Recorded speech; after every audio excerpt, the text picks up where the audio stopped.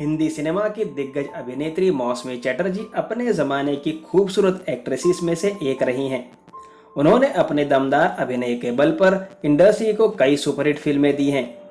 पर्दे पर जिस तरह से मौसमी अपने किरदार को निभाती थी, उसे देखकर ऐसा लगता था कि जैसे वो उनके लिए ही बना था।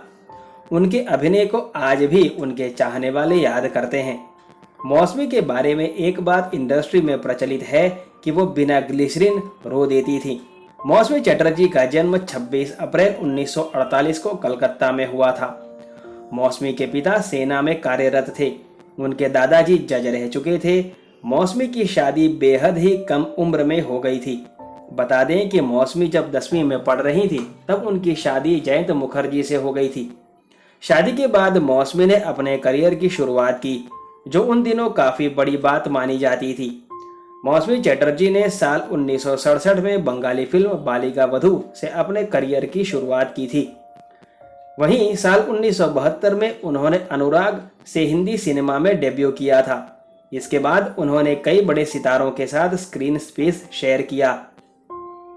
मौसमी ने अंगूर, मंजिल, रोटी कपड़ा और मकान, प्यासा सावन, घर एक मंदिर जैसी कई शानदार फिल्मों में काम किया। 70 के दशक के कई बड़े सितारे राजेश खन्ना, संजीव कुमार, विनोद मेहरा संग उन्होंने फिल्में की और अपनी एक्टिंग का लोहा मनवाया।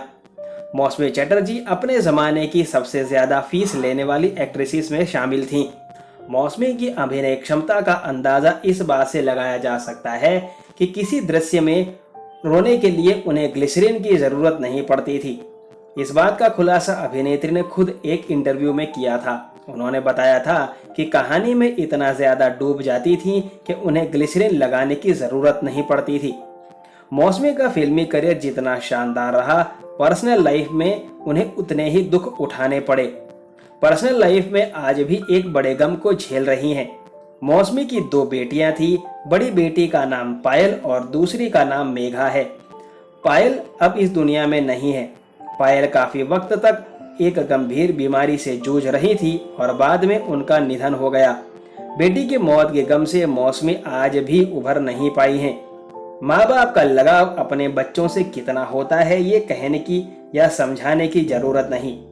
यही वजह रही कि अपनी बेटी को खोने के गम में मौसमी चटर्जी खुद अपना आपा खो बैठी थी और डिप्रेशन में जाने की वजह से लंबे समय तक हॉस्पिटलाइज भी रही थी।